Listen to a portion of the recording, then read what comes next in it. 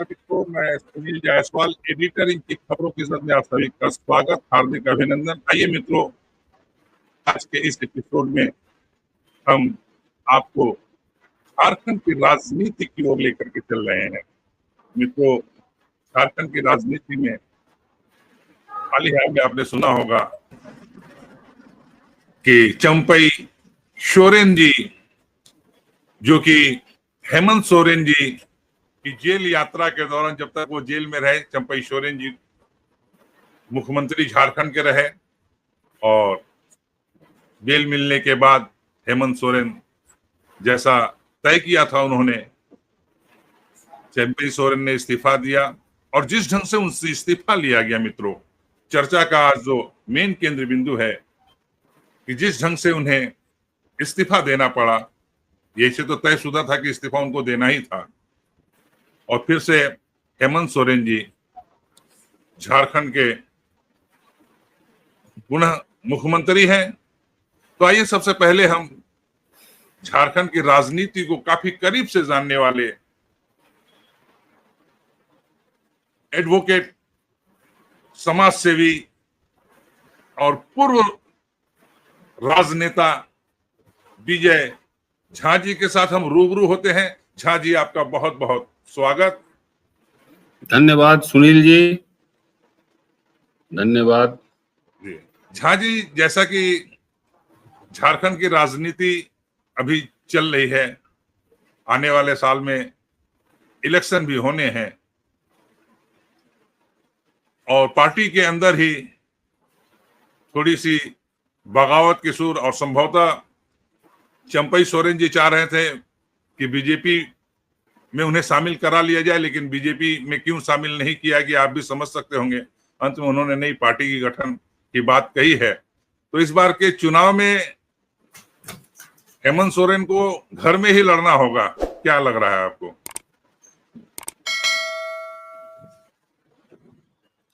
देखिए, वर्तमान में जो राजनीति का दौर है जी, या जो राजनीतिक काल है, इसको हम कह सकते हैं कि नीति और सिद्धांत विहीन है जी। राजनीति में आज नीति और सिद्धांत का कोई स्थान नहीं है, दूर दूर तक स्थान नहीं है। नीति और सिद्धांत पर पहले की राजनीति होती थी। हम नीतियों से प्रभावित होकर के राजनीतिक दलों से लोग जुड़ते थे और नीतियां मिलने के कारण हम उनके सहचर हुआ करते थे। सारे कार्यकर्ता सिद्धांतों से प्रभावित होकर, नेताओं के गुण से, आचरण से, व्यवहार से प्रभावित होकर खींचे चले आते थे पार्टी की ओर। आजकल नीति और सिद्धांत से कोई दूर दूर तक का पार्टी का रिश्ता नहीं रह गया है और इसलिए कुछ भी हो जाए, कुछ भी असंभव संभव हो सकता है। आज के दौर की राजनीति ऐसी ही है।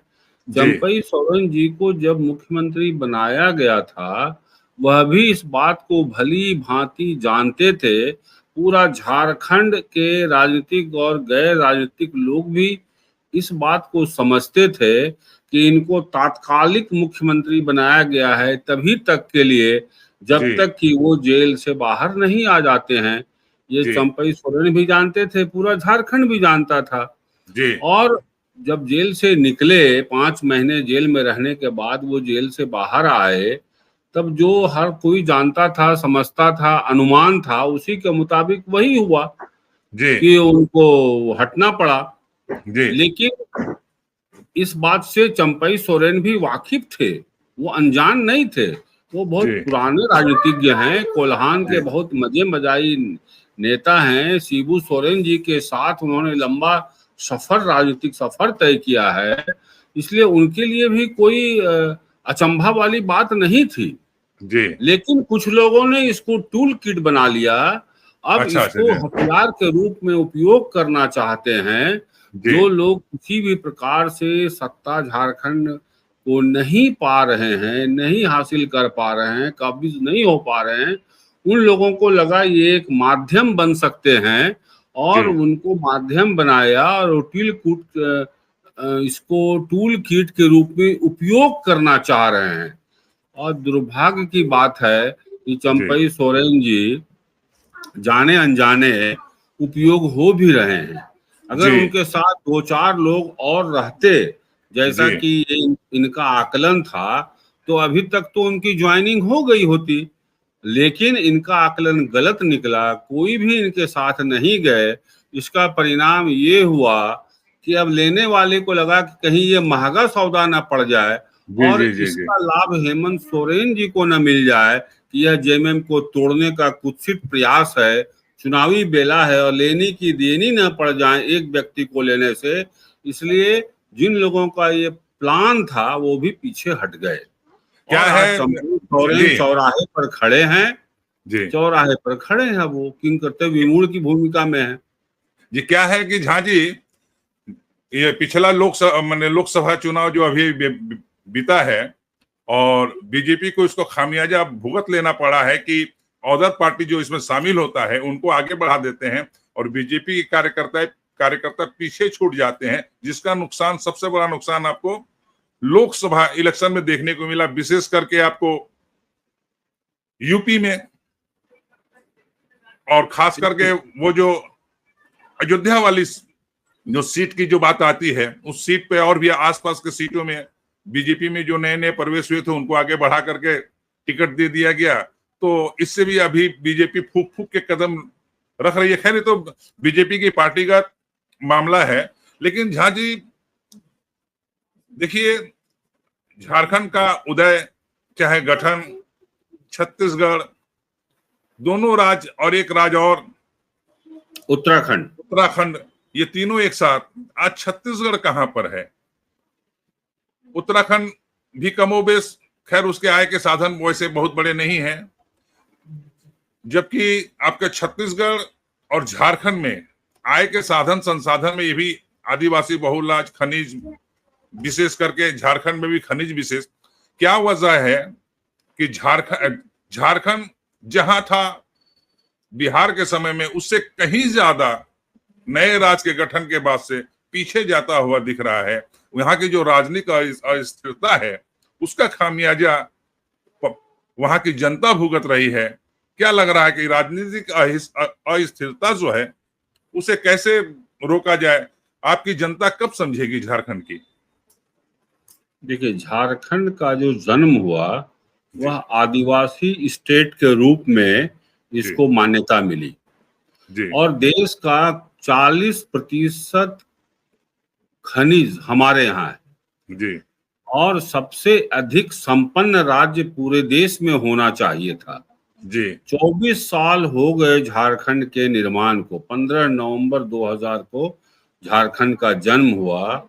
24 बार में 18 सीएम, 18 बार संभवतः मुख्यमंत्री बदल गए 18 जी और इन 24 वर्षों में लगभग 18 वर्ष भारतीय जनता पार्टी का शासन रहा जी और भारतीय जनता पार्टी का शासन 18 साल, 6 साल गैर भाजपा का शासन जी और डबल इंजन की सरकार भी रही। जी डबल इंजन की सरकार रही। रघुवर दास जी जब मुख्यमंत्री हुआ करते थे, जी जी केंद्र में मोदी जी की सरकार थी।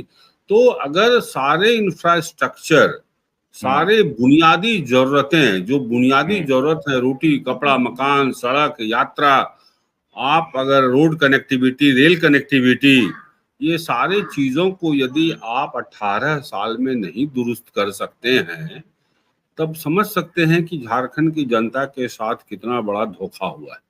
जनता ने तो यह सोचकर डबल इंजन की सरकार बनाई कि हमारे सारे दुख दर्द दूर हो जाएंगे। लेकिन आज एक उदाहरण के रूप में मैं धनबाद को ही लेता हूँ। 30 लाख की अधिक आबादी है धनबाद में, 30 लाख से अधिक, 22 लाख तो मतदाता है यहाँ। और इसके बावजूद 30 लाख की आबादी के होने के बावजूद, और हिंदुस्तान के हर स्टेट के लोग आपको मिल जाएंगे क्योंकि औद्योगिक क्षेत्र रहा है और कोयला क्षेत्र का ये राजधानी रहा है। इसलिए हर क्षेत्र के लोग, देश के हर राज्य से लोग आए यहाँ और यहाँ अपना रोजी रोटी उन्होंने का साधन अपनाया। क्या इंटरप्ट थोड़ा कर रहा हूँ झाजी इंटरप्ट कर रहा हूँ। क्या है, झारखंड के प्रारब्ध की बात करें, उसकी तकदीर की बात करें, तो ये उक्तियां बिल्कुल सही बैठती है कि जहां अपनों ने लूटा गैरों में कहां दम था, कश्ती वहीं डूबी पानी जहां कम था। तो झारखंड को लूटने वाले वहां के जो भी सरकार में आए और आदिवासी ही प्राय वहां पर मुख्यमंत्री आपके रहे हैं। और सबसे ज्यादा जो लूट मचा है खनिज का, खुलेआम कोयले का, तो जब अपने लोग ही सत्ते में आए आदिवासी के नाम पे कि आदिवासियों का विकास होगा और वहां पर लूट का खेल हो, तो फिर क्या किया जा सकता है?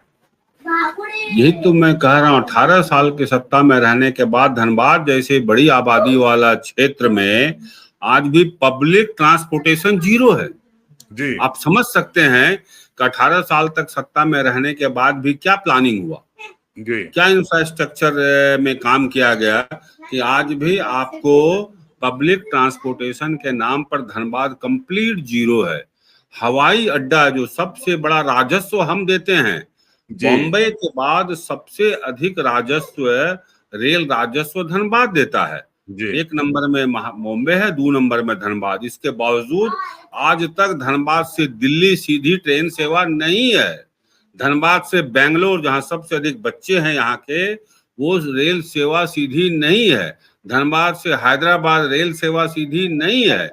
तो रेल में हो, रोड में हो, यातायात की सुविधा हो, स्थानीय यातायात की सुविधा हो। आज भी हम बिजली 4 घंटे 3 घंटा 5 घंटा कोरोना रोते हैं।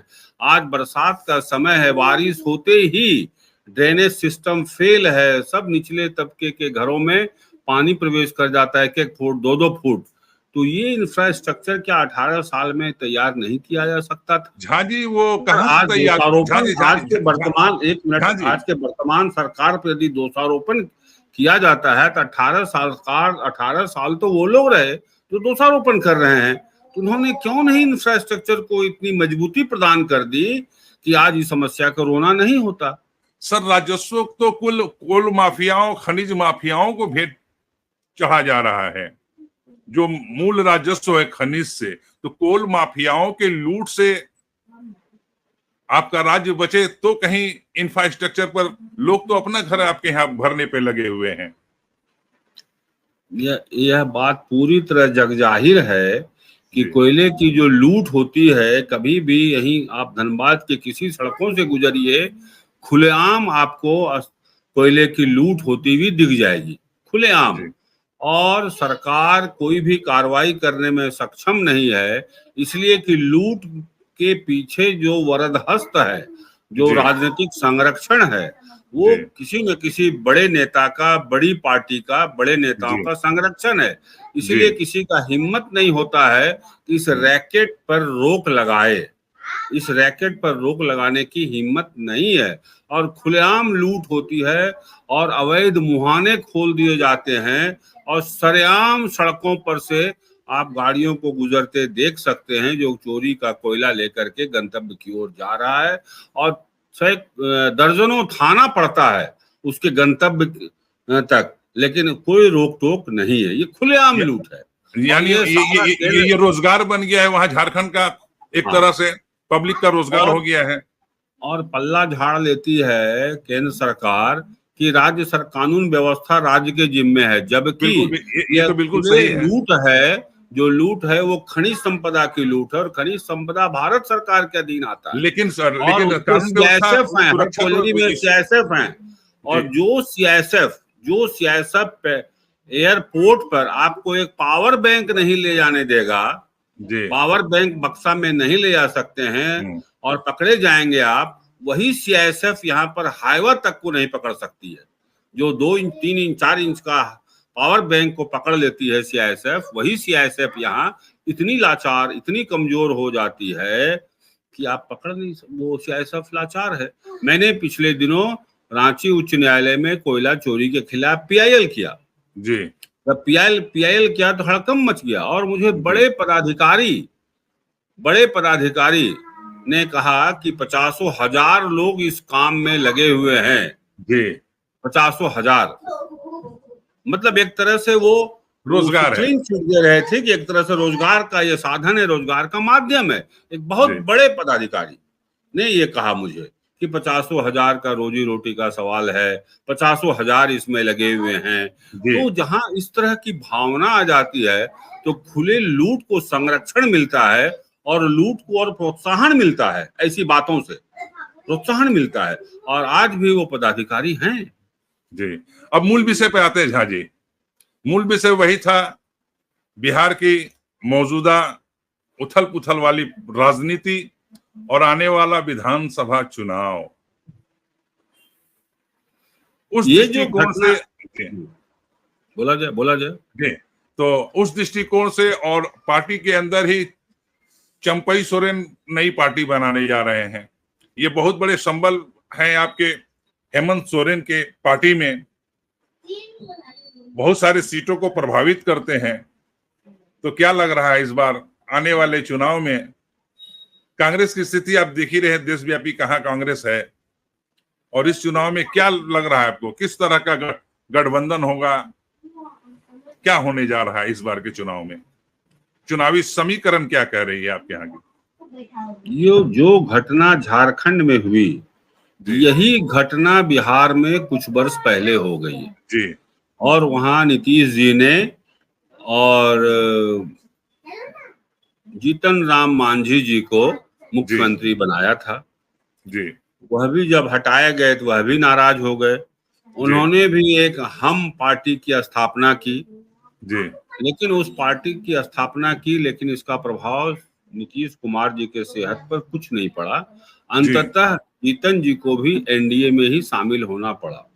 आज वही कमोबेश स्थिति यहाँ आ गई है। जी और ये कई बार केंद्र के द्वारा जो यहाँ के सरकार को गिराने का प्रयास किया गया, पिछले चुनाव में नारा दिया गया था अब की बार 65 पार, जी ये नारा था झारखंड में बीजेपी का। लेकिन सीट आए कुल 25 जी 25 मतलब 40%, जो दावा था उसका 40%। तो इस 40% सीट आया तो वह पीड़ा तो है ही उनको कि सरकार में नहीं आ पाए। डबल इंजन की सरकार थी, तब भी वो बैक नहीं कर पाए। आज फिर वही बिहार के मुहाने पर खड़ा है चंपई सोरेन। आज ठीक हम की तरह पार्टी बनाने जा रहे हैं, कल होके बना भी लेंगे। तो सबसे बड़ा बात है, पार्टी चलाना आज इतना आसान नहीं है। पार्टी यहाँ बाबूलाल मरांडी जी ने भी, जो प्रथम मुख्यमंत्री थे, बड़े जोर शोर से बनाया, लेकिन 8 लोग जीत भी गए एक बार, लेकिन 5 आदमी उसी में से तोड़ करके बीजेपी चली गई लेकर के। और आज वही तोड़क के साथ बाबूलाल जी उन्हीं के साथ खड़े हो गए जिन लोगों ने इनकी पार्टी को तोड़ा। दल बदल विधेयक का सबसे ज्यादा हत्या अगर हुआ है, दुरुपयोग यदि हुआ है, तो पिछले 10 वर्षों में हुआ है। किसी भी राज्य में देख लें, चाहे वो महाराष्ट्र में देख लें आप, चाहे मध्य प्रदेश में देख लें, पिछली सरकार में 26 लोगों को इस्तीफा दिलवा करके और फिर चुनाव कराया गया और सबके सब मंत्री बना दिए गए। तो इस तरह के खुलेआम खुला खेल फर्रुखाबादी का जो चल रहा है, ये फिर जो हमारे पूर्वजों ने कितना उम्मीद से बनाया था दल बदल विधेयक, लेकिन आज उसकी हवा निकाल दी गई है। आज वो बेअसर साबित हो रहा है। तो चंपई सोरेन जी का जाना और कौन इनको यूज कर रहा है, किसके ये टूल किट है, ये पूरी तरह झारखंड वासी बहुत करीब से देख रहे हैं, समझ रहे हैं। यहाँ का मतदाता इतना बेवकूफ नहीं है और इसलिए बहुत ज्यादा लाभ हो जाएगा इनको आगे करके। जो लोग आगे करके खेलना चाहते हैं, हमको लगता है उनको मुंह की खानी पड़ेगी, क्योंकि एक सिंपैथी वोट है। बात सही है झाजी, बात सही है।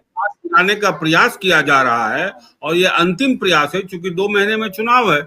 तो इसका हेमंत सोरेन को उल्टा सिंपैथी वोट मिलेगा कि जब चुनावी मैदान में नहीं सक रहे हैं तो गलत तरीके से एक आदमी को मोहरा बना करके आप सत्ता में आना चाहते हैं। ये मैसेज चला गया है सर। झाजी क्या है, सरकार सांपनाथ के पास हो या फिर नागनाथ के पास? मान लीजिए आपके हेमंत सोरेन का भी अब तक का जो रिकॉर्ड है और उनके कार्यकाल में कोयले खदान, कोयले चोरी की घटनाएं सर्वाधिक के पूरा खनिज को लूट लिया गया है। जहां तक मेरे को अंदाजा है 60% खनिज लूटी जा रही है। तो फिर लूट का माहौल ऐसे ही जारी रहेगा वहां की पब्लिक क्या कर रही है, आखिर पब्लिक के पास विकल्प क्या है, आखिर तो उन्होंने दो में से एक को चुनना है, सांपनाथ को चुने या नागनाथ को। आपकी राजनीति का रही, आप तो पुराने राजनीतिज्ञ रहे हैं, तो ऐसे लोग क्यों नहीं आ रहे ये जो झारखंड के लिए सोचे? 2019 से हेमंत की सरकार है। जी हेमंत सोरेन 2019 में मुख्यमंत्री बने, और जो आपका आकलन है झारखंड के बारे में खनिजों की लूट का, ये उसके जी पहले भी जारी थी। जब जी डबल इंजन की सरकार थी तब भी जारी थे। और ऐसे लोग जो उसके अगुवा हैं, जो लोगों के संरक्षण में फल फूल रहा है ये अवैध कारोबार, वो आज किसके साथ हैं? वो जी किस पार्टी के एमएलए एमपी हैं, किस जी पार्टी के जिला अध्यक्ष हैं? यह जी जनता खुली आंखों से देख रही है कि जी किनका अत्याचार है। खाली जी सार्वजनिक मंचों पर बोलना कि यह लूट जारी है, सवाल है कि लूट में कौन लोग हैं, जी कौन लोग संरक्षण, और उसको संरक्षण किसका है? दिल्ली दरबार का किसको संरक्षण है, यह भी जनता देख रही है। और उसके खिलाफ कोई कार्रवाई होने के बजाय और उनको बड़े बड़े पद नवाजे जा रहे हैं, तो जनता तो किंग कर्तव्य विमूढ़ होकर देख रही है। जी ये हो क्या रहा है? सार्वजनिक मंचों पर तो कोयला चोरी के खिलाफ बोलते हैं, लेकिन जी जो लोग इसमें संलग्न हैं उसको राजनीतिक संरक्षण देके बड़े ओहदे भी दिए जा रहे हैं, बड़े बड़े पद दिए जा रहे हैं, अबे वायु सुरक्षा भी दिया जा रहा है। तो यह भी तो जनता देख रही है ना कि जो लोग इसके अगुवा हैं, जी जो मास्टरमाइंड हैं, वो उनकी स्थिति क्या है इस सरकार में या उस सरकार में। उस सरकार में भी वही थे, इस सरकार में भी उन्हीं की चल रही है। तो यह जो रैकेट है, इस रैकेट के खिलाफ है जनता, इस लूट के आने वाले खिलाफ चुनाव, है जनता। जी आने वाले चुनाव में क्या लग रहा है, फिर हेमंत सोरेन या डबल इंजन की सरकार? देखिए, 5 महीने तक हेमंत सोरेन जेल में रहे। जी आरोप क्या था?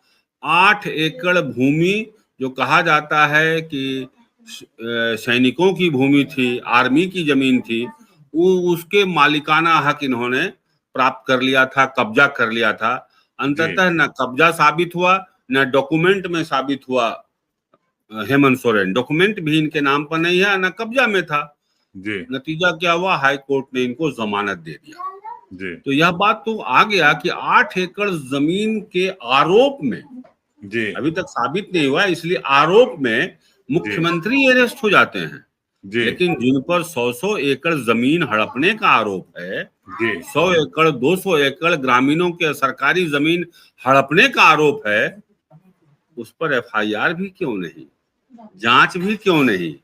आरोप पे बात आपने कही तो मैं आपको बता रहा हूं, आपके जो विधायक जो अभी सांसद हैं बाघमारा, और जाकर के लड़े वो धनबाद से सांसदी,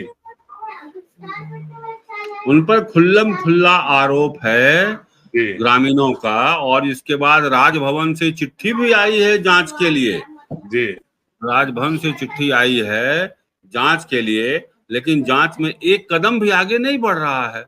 जी सवाल है कि यदि आप स्वच्छ राजनीति की बात करते हैं, स्वच्छ राजनीति का सब्ज-बाग दिखाते हैं, तो फिर वैसे लोगों को संरक्षण आप कैसे दे रहे हैं? जी आपके यहाँ तो कार्रवाई होनी चाहिए थी। जी लेकिन आप हेमंत सोरेन पर आरोप लगाते हैं 8 एकड़ जमीन का, और 100 एकड़ 200 एकड़ जमीन पर कब्जे पर आप चुप्पी साध लेते हैं। यह जो मुखौटा की राजनीति है, यह भी जनता खुली आंखों से देख रही है और समझ भी रही है कि क्या हो रहा है।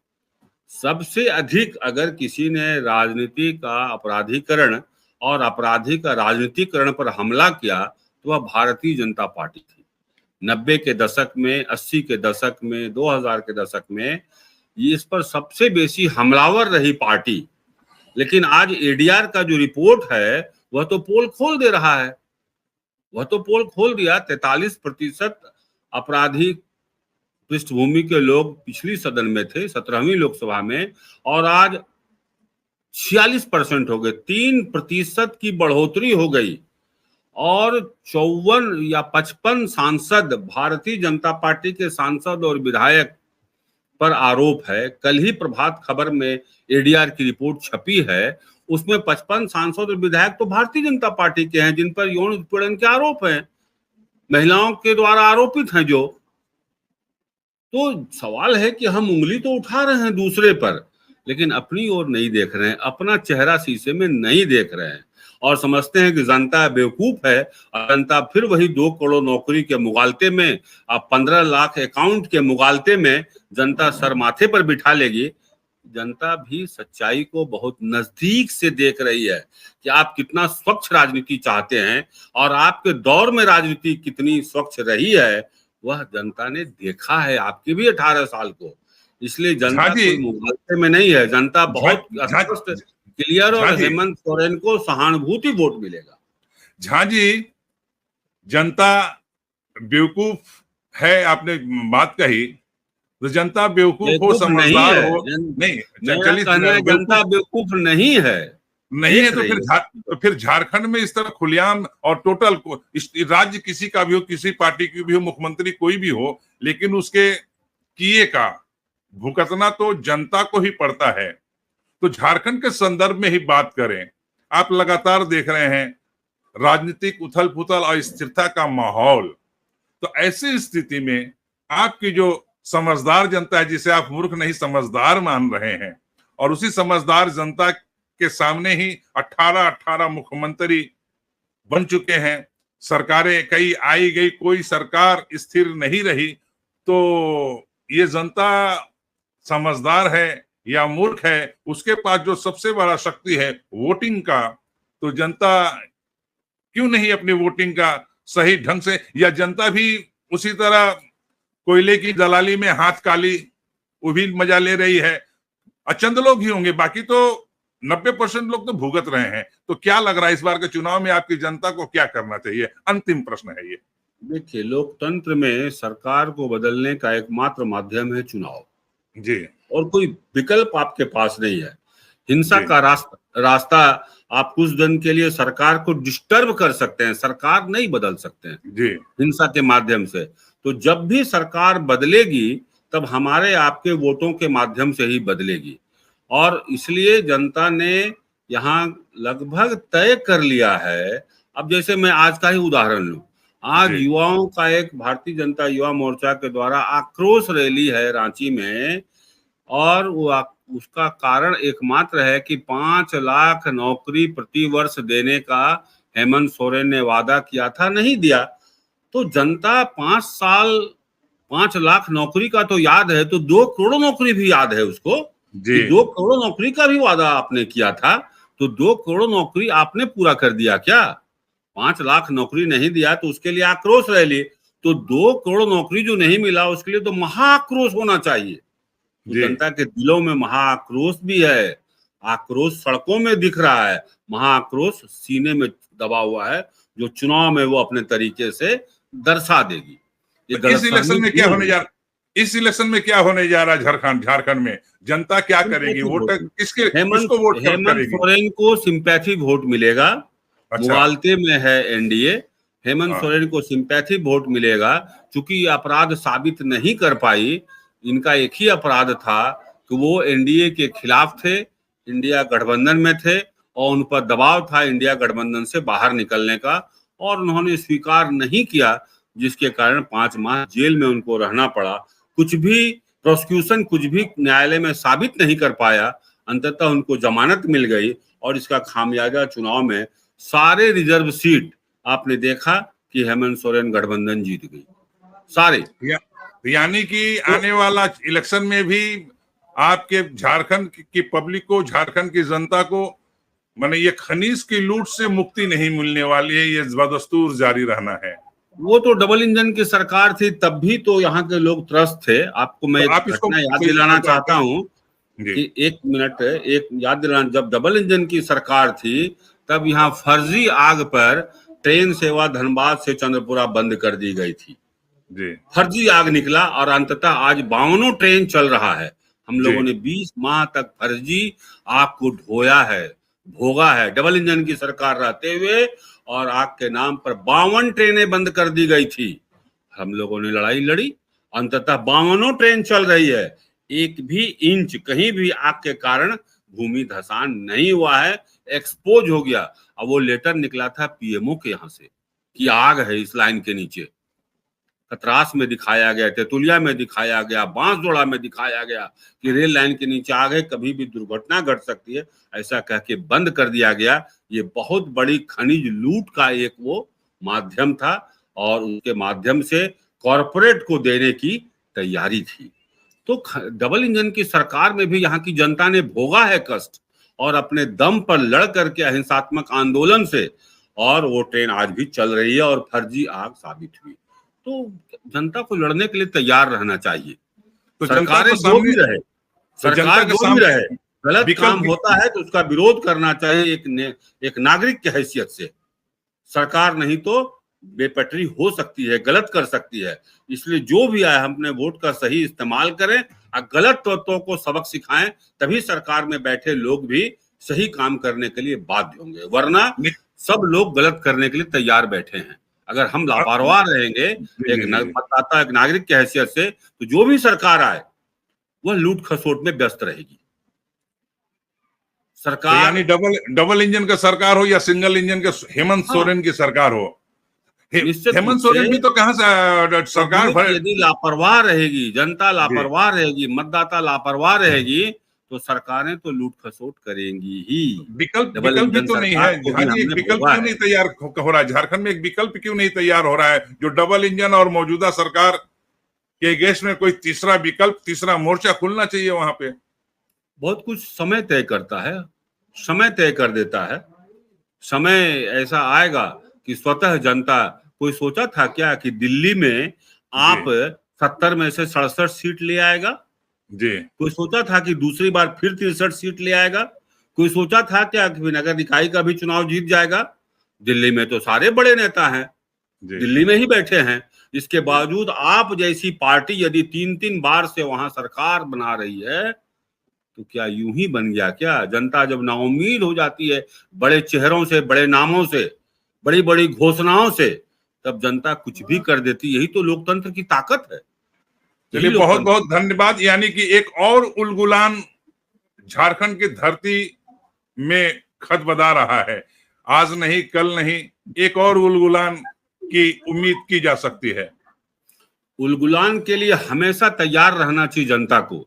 यदि आप भावी पीढ़ी को स्वस्थ लोकतंत्र देना चाहते हैं, मजबूत लोकतंत्र देना चाहते हैं, जनहित की सरकार देना चाहते हैं, तो एक जनता की हैसियत से हमेशा उलगुलान के लिए तैयार रहना चाहिए। जी, बहुत बहुत धन्यवाद झा जी, आप हमारे साथ जुड़े। और मित्रों, आज के लिए बस इतना ही। बहुत जल्द हम एक बार पुनः झा जी से रूबरू होंगे। तब तक के लिए आप सभी को बहुत बहुत धन्यवाद। धन्यवाद सुनील जी, बहुत बहुत धन्यवाद, आभार।